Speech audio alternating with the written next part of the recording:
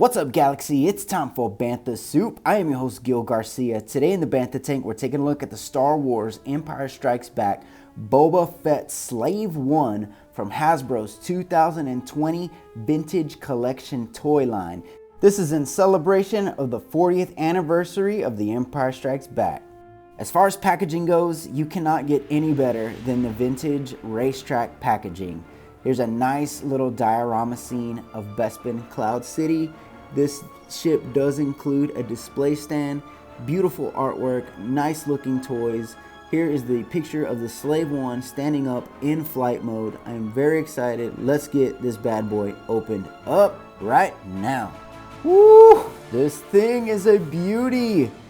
So I don't know what it is, but there was a tremor in the force. Hasbro released a vintage collection Slave 1 a few years back, and I never picked it up, and just something in the force told me it wasn't right, it wasn't time, and I am so happy I waited because this thing is the one you really want. This is the ultimate Slave 1, hands down. The paint application is incredible. This looks like it just came out of the Empire Strikes Back. Look at all the molded details.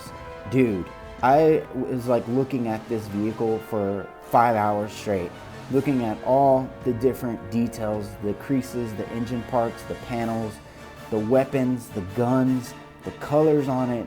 It's just the best that I've ever seen. This is Hasbro at its best. The level of execution is on par with the sail barge.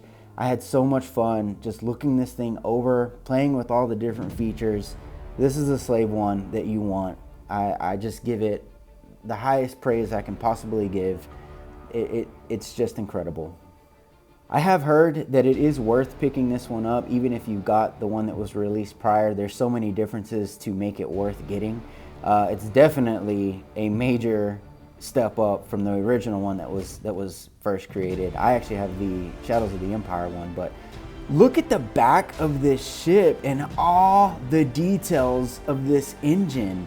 I think one of the most impressive things about this ship is the back of it, which is kind of funny because, you know, that's usually where companies will skimp, right? This is not a huge deal, but holy cow. Just everything, the grates, the wires, the paneling, all the computer gears and parts, the engine exhaust, it looks like it's actually been flying through space. Those of you who remember Attack of the Clones, you're going to remember these little bombs, these sonic bombs really well, right? The ones that go boom. That was a really cool thing in Attack of the Clones. But I mean, the grease, it looks like this has been in use, which is what Star Wars is known for. It's futuristic dirty.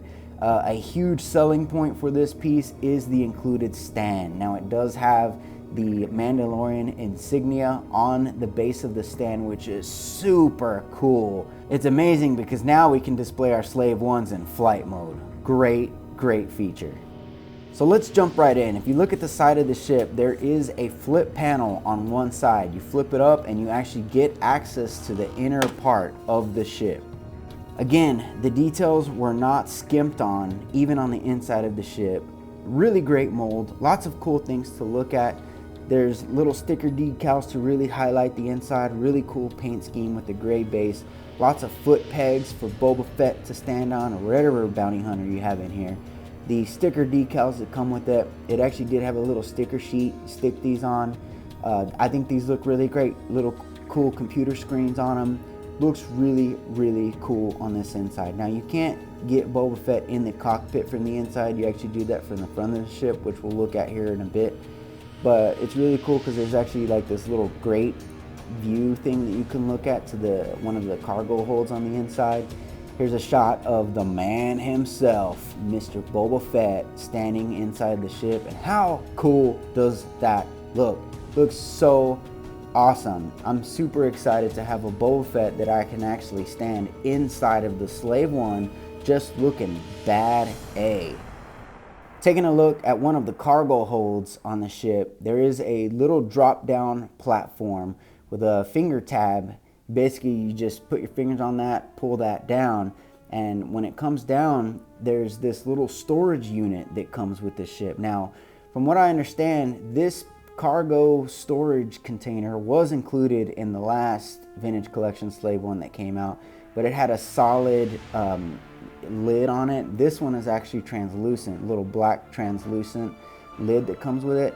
I guess this is just for extra play value. You can put, weapons and stuff like that in it. A figure actually does fit in it. You can see I got this Vintage Collection figure. He fits in there nicely. So if you've got multiple targets that you're looking to pick up, that's a good option to carry around some bounties. So what's cool is it slides right up in.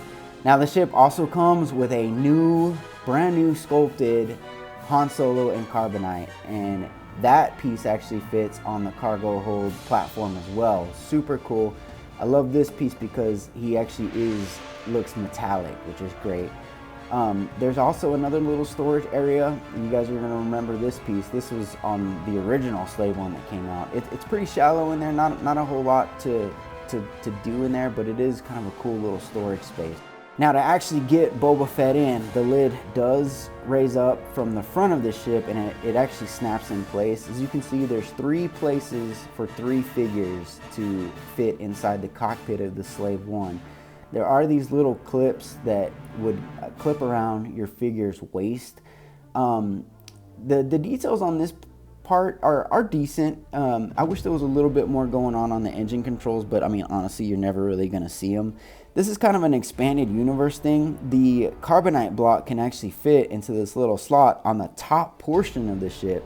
I never saw that in the movie, so I guess it's kind of an EU thing. But what I was gonna say, I could not fit Boba Fett in here nice and neat with his jetpack on. So I did have to remove his jetpack in order to fit him in that front seat, which is okay. I mean, why would you want to be wearing your jetpack while you're flying a ship, right? So when your figures are all in place, the lid easily snaps back down, and it actually does snap into place, so you don't have to worry about it opening while you're in flight. But here is an awesome play feature. So when you're ready to get this guy into flight mode, you basically raise the wings up and Boba Fett snaps into flight mode. Boom!